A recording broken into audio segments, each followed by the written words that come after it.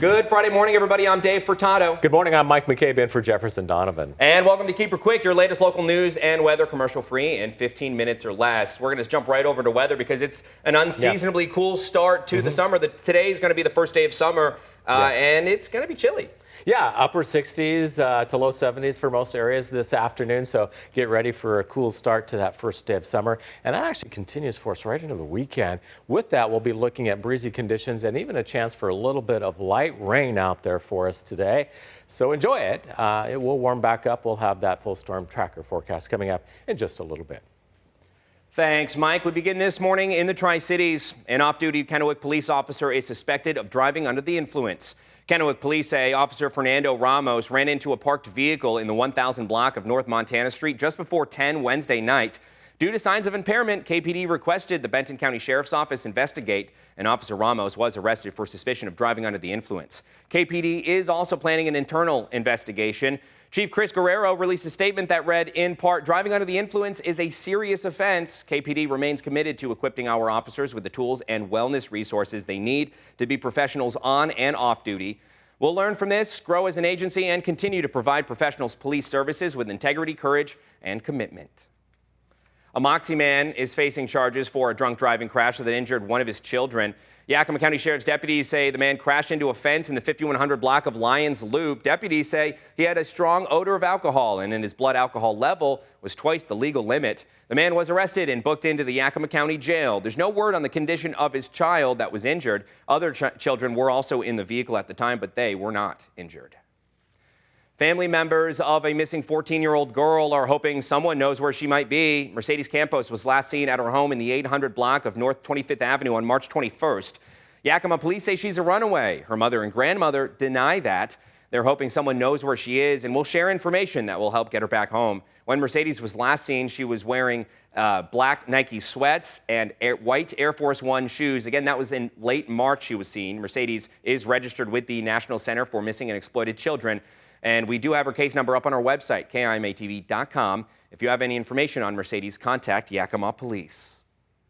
And fire crews are making good progress to contain a wildfire just north of Gage Road in the Ellensburg area. The Trail Creek fire is north of the 700 block of Gage Road. Evacuation orders on Colocum Road have been lowered, level 2 above the 9,000 block of Colocum, and level 1 south from that 9,000 block down to Trail Creek. At this point, firefighters and aircraft have stopped the progress of the fire, which has burned just over 50 acres.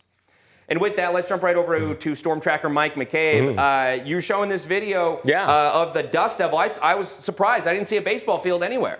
Right? No kidding. Yeah, this was in the Badger Canyon area in Kennewick here from a viewer who sent this in to us. And oftentimes you can see this on a summer day, a very calm day with that warm air at the surface rising. And as it rises, it encounters that cooler air. It creates a little bit of turbulence and rotation. And this is how you get a dust devil. This was a good visual because what it did pick up is a lot of tumbleweeds. And you can see it rotating there. Christina, thank you so much for sharing that. It was a great video and a good visual of a dust devil there. Satellite radar today. Here's the look as we move into the afternoon. Deep upper low off the coast continues to dive south. And this will bring unseasonably cool weather with it in a southwest flow. This is pulling clouds across the basin and central Washington, and even a chance for a little light rain this afternoon.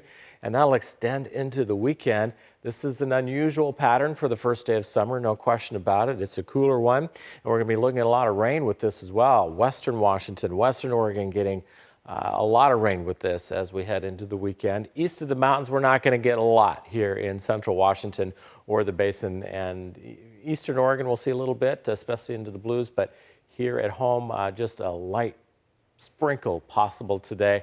Maybe a little more of that as we head into Saturday. But outside of that, the trend will be a cooler one. Look at the dark greens here. That is indicating some of the heavy rain that is going to fall heading into the weekend. We'll keep it cloudy with a kind of a mix of clouds and sunshine with temperatures overall in the 60s and 70s here. Heading into the weekend, it does clear out some on Sunday. Temperatures will climb a bit into the upper 70s for Sunday. And then we see that warm up heading into next week. Now, travel-wise today, Seattle afternoon showers at 60, 58, and cool in Portland today. Even a chance for some thunderstorms possible. 67 and cloudy for Spokane. Here's the numbers for today. And you can see Seasonally cool, unseasonably cool, I should say. 68 for Yakima. Ellensburg, it's 65 today, and we'll look for 68 in Walla Walla. Low to mid-70s here for the basin. On top of the cooler weather, there's a slight chance for a little light rain, and the winds are going to be breezy out of the west at 10 to 20 miles per hour. So take note of that as we head into your Friday, as we move into the weekend on the cool side as well. Thanks, Mike. The Ellensburg City Council has decided to give some of their water rights to the Yakima River Basin. This comes in support of current emergency drought relief efforts. The agreement with the Bureau of Water Reclamation gives them the ability to meet total water supply demands while only using up to 43% of the water rights. The city of Ellensburg will get over $250,000 in financial compensation.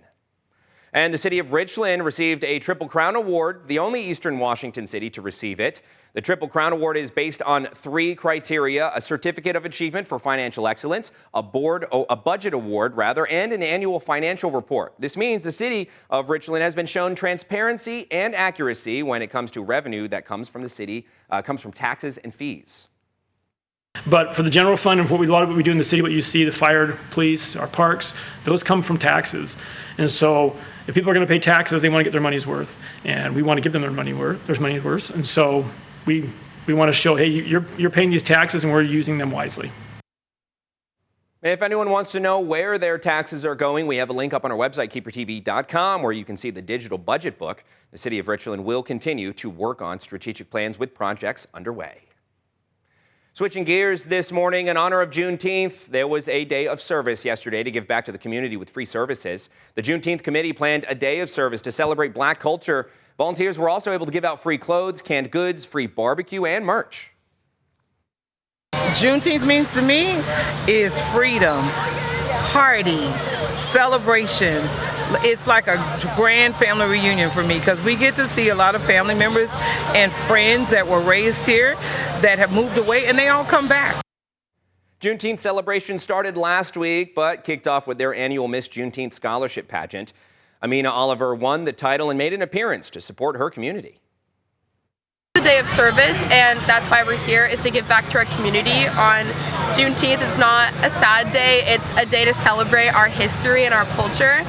And so just getting to be out here and talk to so many new people and make so many connections around me is just my favorite thing to do.